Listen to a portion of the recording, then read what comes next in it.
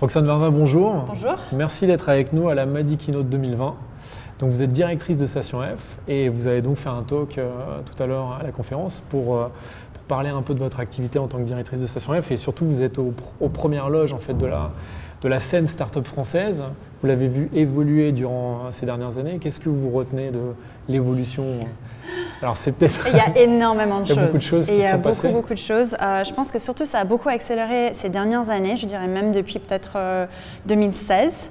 L'année où il y avait le vote pour le Brexit, on a commencé à sentir les choses à ce moment-là.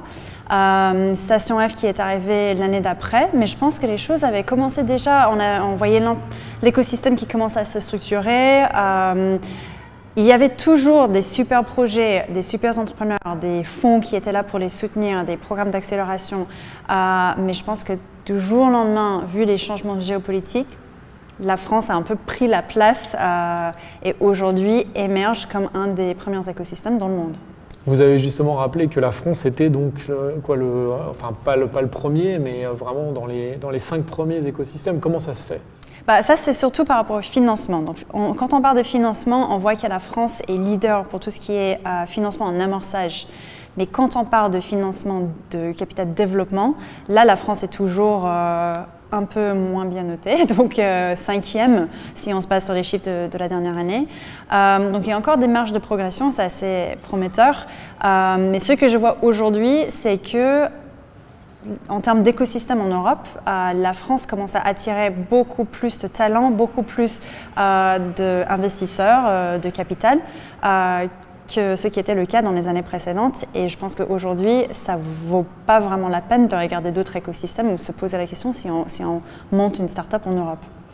Et on sent aussi qu'il y a un changement de mentalité chez les start-upers. On a l'impression qu'il y a quelques années, en fait, les start-upers étaient tous, voulaient tous scaler, quoi. C'était vraiment le scale-up, quoi. C'était le mot d'ordre.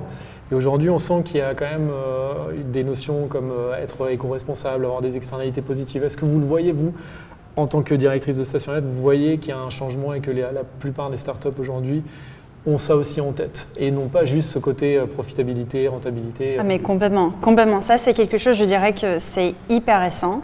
L'année dernière, je pense avec les différents événements qu'on a vus dans l'écosystème, par exemple, tout ce qui s'est passé avec Facebook et Cambridge Analytica, tout ce qui s'est passé avec les fondateurs des startups comme Uber, WeWork, Theranos. Enfin, il y a quand même des exemples qui ont fait réagir l'écosystème et on s'est posé les questions, est-ce que c'est ça la direction qu'on veut prendre avec l'entrepreneuriat?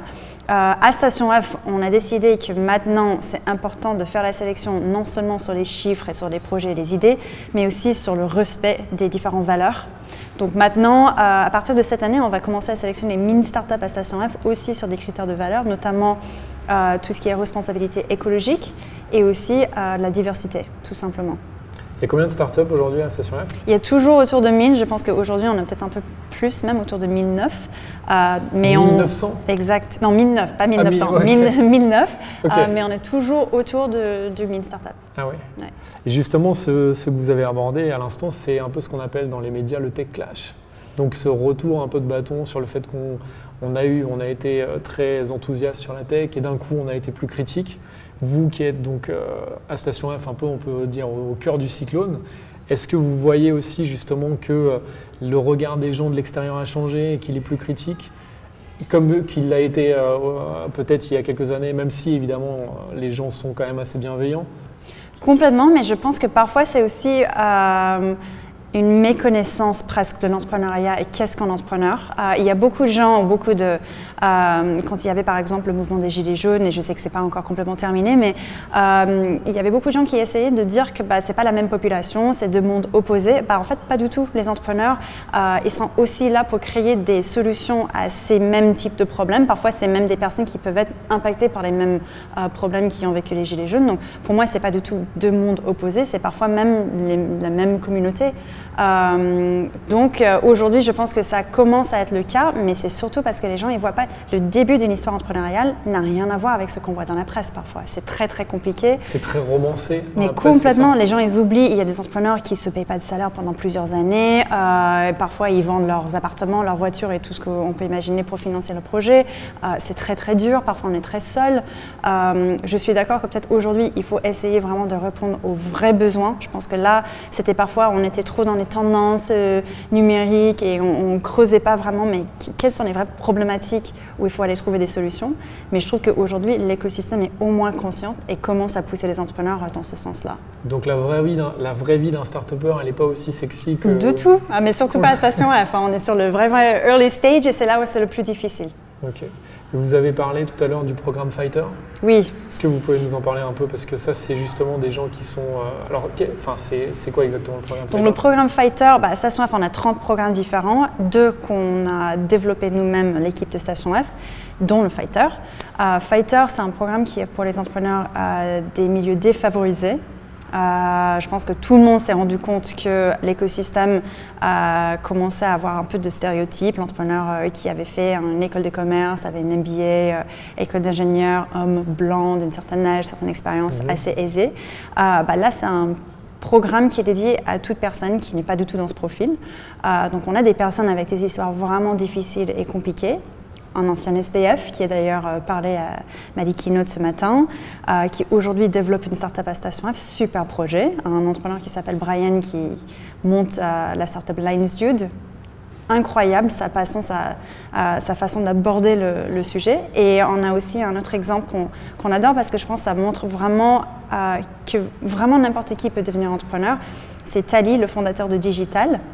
Tali, c'est quelqu'un qui a été arrêté parce qu'il volait des voitures et aujourd'hui il développe un système de anti-vol de voitures.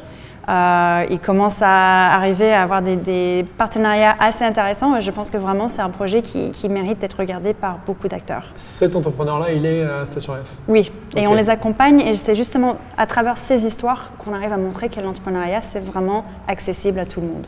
Et pour finir, comment est-ce que vous voyez l'évolution justement de la scène entrepreneuriale et de l'économie en général en France dans les prochaines années? C'est super difficile à imaginer, surtout parce que tout ce qu'on a vu ces 10 dernières années, j'aurais jamais pu imaginer. Les gens qui disaient la France va jamais pouvoir concurrencer je ne sais pas quel pays, quel marché, mais aujourd'hui on est quand même devant tous les autres. Très sincèrement, je ne sais pas, je sais qu'on a vraiment une place à prendre avec les valeurs, la tech for good.